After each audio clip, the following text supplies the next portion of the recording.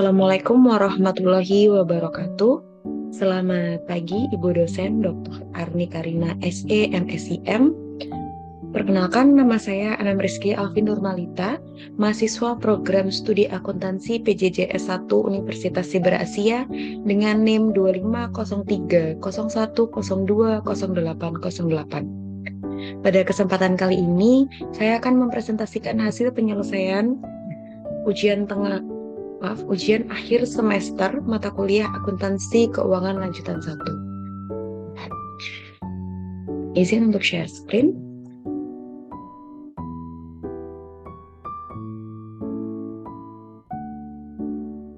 Baik, presentasi ini akan mencakup 3 bagian utama. Yang pertama, yaitu konsolidasi pasca akuisisi dengan alokasi diferensiasi dan transaksi persediaan antar perusahaan. Yang kedua, pengakuan keuntungan intercompany atas aset tetap, tanah dan peralatan dengan metode ekuitas dan eliminasi konsolidasi. Dan yang ketiga, studi kasus atau review artikel penelitian mengenai tantangan dan implikasi eliminasi transaksi antar perusahaan. Mari kita mulai dari soal pertama.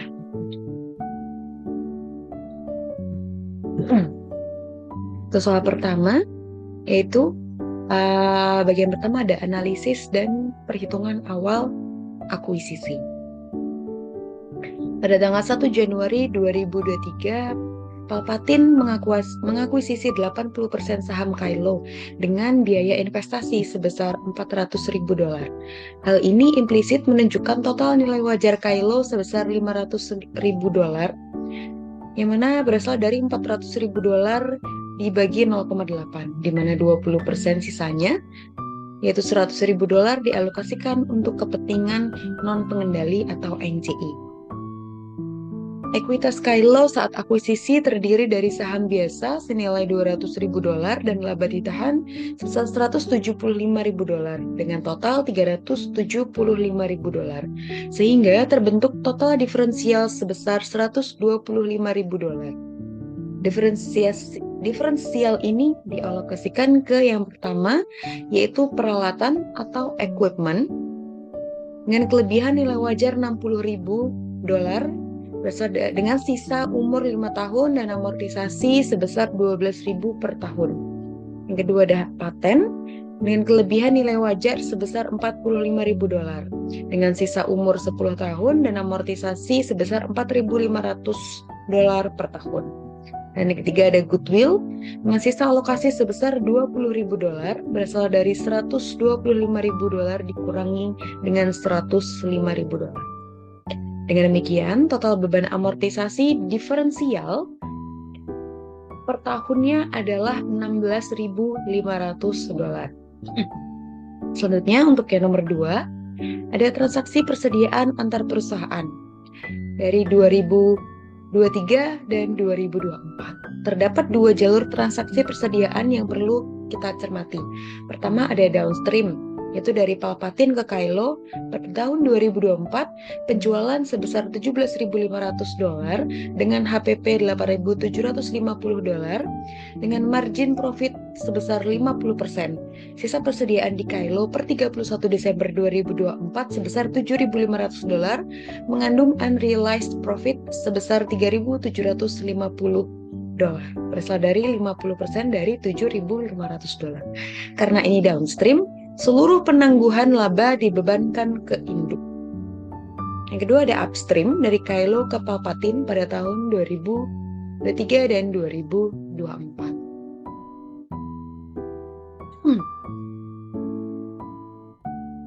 Untuk tahun 2023, penjualan sebesar $80.000 dengan margin 20%. Pada tahun 2024, Palpatin berhasil menjual $44.000 dari persediaan tersebut ke pihak luar, sehingga merealisasikan laba atau realized profit sebesar $8.800 dari 20%, berasal dari 20% dari $44.000. Untuk tahun 2024, penjualan sebesar $120.000 dengan margin 37,5%. Sisa persediaan di Palpatin sebesar $40.000 mengandung unrealized profit sebesar $15.000.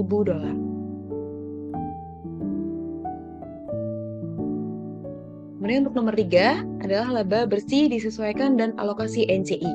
Laba bersih Kylo yang dilaporkan adalah $15.000.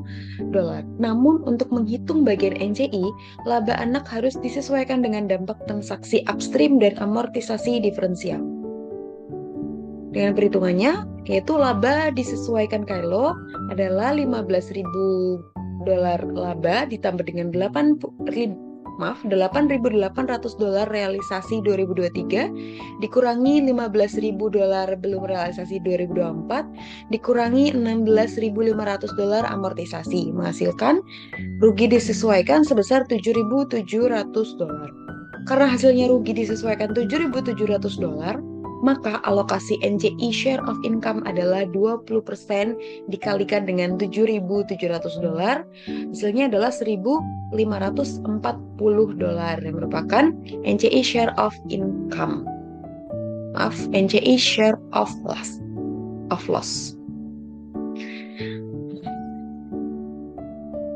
Berikut adalah jurnal eliminasi dan hasil kertas kerja konsolidasi. Untuk S1 dan E2, mengeliminasi income from Kylo sebesar $70.090, bagian dividen induk $24.000 dan NCI $6.000, serta mengalokasikan NCI share of loss sebesar $1.540. Kemudian untuk E3 dan E4, mengeliminasi saldo ekuitas awal Kylo sebesar $20.000 CS ditambah dengan $175.000 RE. Mengalokasikan diferensial $108.500 ke peralatan bersih $48.000, paten bersih $40.500 dan goodwill $20.000.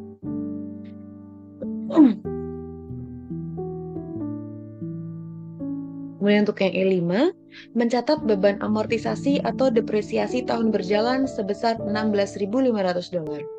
Selanjutnya untuk E6 dan E7, mengeliminasi penjualan intercompany 2024 sebesar $137.500, HPP $118.750, dan persediaan $18.750,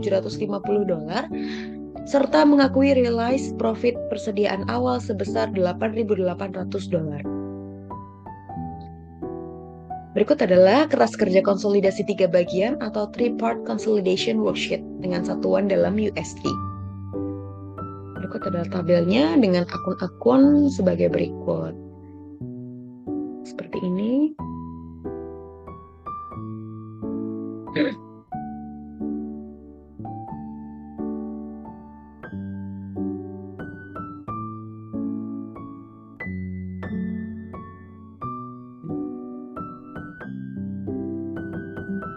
Dengan demikian, untuk hasil konsolidasi akhir di 31 Desember 2024 adalah total aset konsolidasi sebesar $1.145.250 seimbang atau balance dengan total liabilitas dan ekuitas konsolidasi sebesar $1.145.250 dengan laba ditahan konsolidasi sebesar $210.790 dan kepentingan non pengendali NCI sebesar $101.960.000.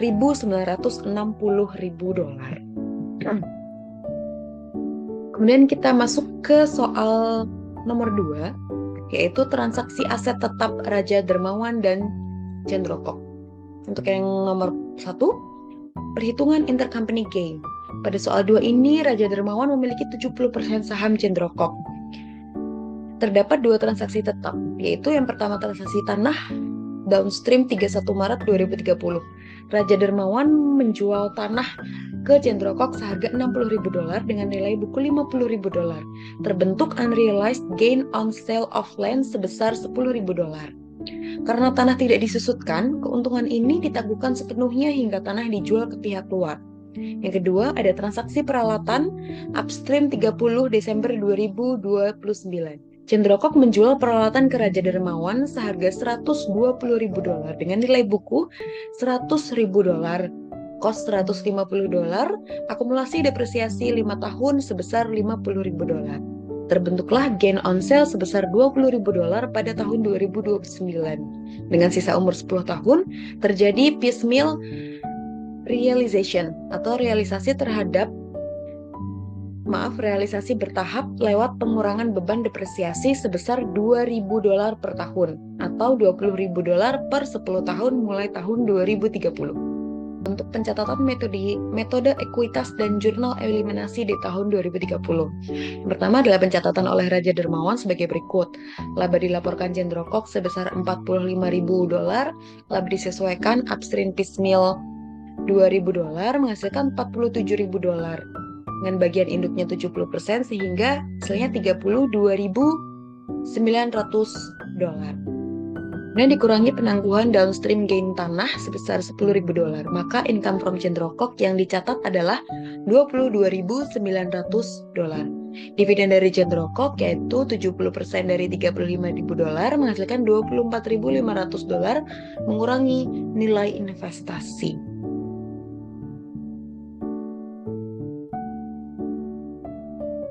Kemudian berikut adalah jurnal eliminasi konsolidasi dari E1 sampai dengan E6.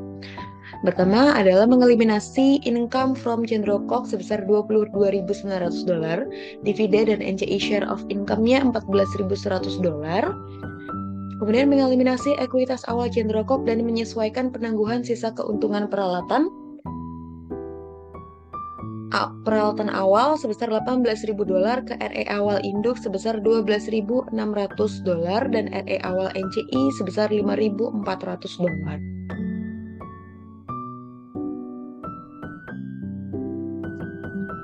Kemudian mengeliminasi gain on sale of land sebesar $10.000 dan mengembalikan nilai tanah ke kos semula. Dan yang ketiga, mengurangi beban depresiasi tahun 2030 sebesar $2.000 di E6 untuk menyesuaikan depresiasi konsolidasi. Berikut untuk kertas kerja konsolidasi 3 bagian atau consolidation worksheet di 2030 dengan satuan dalam USD.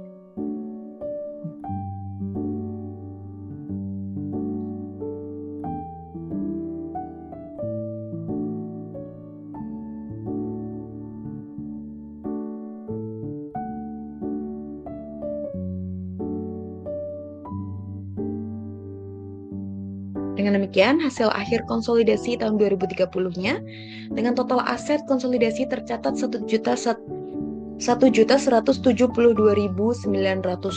seimbang dengan total liabilitas dan ekuitas. Laba bersih konsolidasi entitas induknya adalah $77.900. Baik, kita masuk ke soal studi kasus. Pada bagian 3 ini saya melakukan review terhadap artikel penelitian berjudul Eliminasi Transaksi Antara Perusahaan dalam Konsolidasi Setelah Tanggal Akuisisi, Tantangan dan Implikasi, diambil dari Jurnal Istiqomah Merdeka. Dengan ringkasan artikel atau abstraknya sebagai berikut. Proses penyusunan laporan keuangan konsolidasi setelah tanggal akuisisi menghadapi kompleksitas signifikan akibat adanya transaksi antar perusahaan atau intercompany transactions. Penelitian ini mengkaji tantangan praktis dan implikasi metodologis dalam mengeliminasi transaksi persediaan, aset tetap, dan utang piutang antar perusahaan. Eliminasi yang tepat sangat krusial untuk mencegah pencatatan ganda atau double counting dan penyajian pendapatan atau aset yang overstated pada entitas konsolidasi. Yang kedua, tantangan utama dalam eliminasi transaksi antara perusahaan. Berdasarkan tinjauan riset, terdapat beberapa tantangan utama. Yang pertama, pemisahan laba belum terrealisasi atau unrealized profit. Membedakan transaksi hulu atau downstream dan hilir upstream.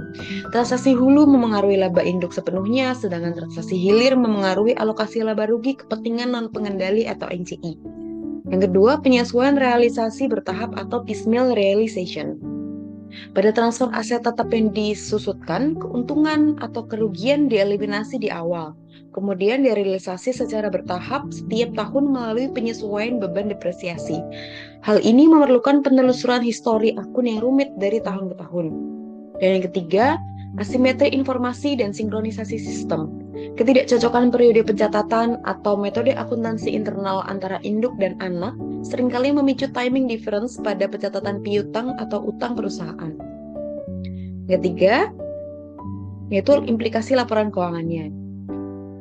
Untuk akurasi nilai aset dan ekuitas, kegagalan mengeliminasi keuntungan internal akan memperbesar nilai persediaan atau aset tetap serta ekuitas konsolidasi sehingga memperdaya pemangku kepentingan.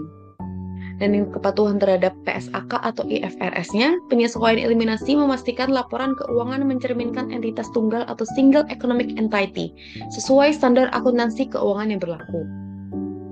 Dan berikut untuk kesimpulan reviewnya.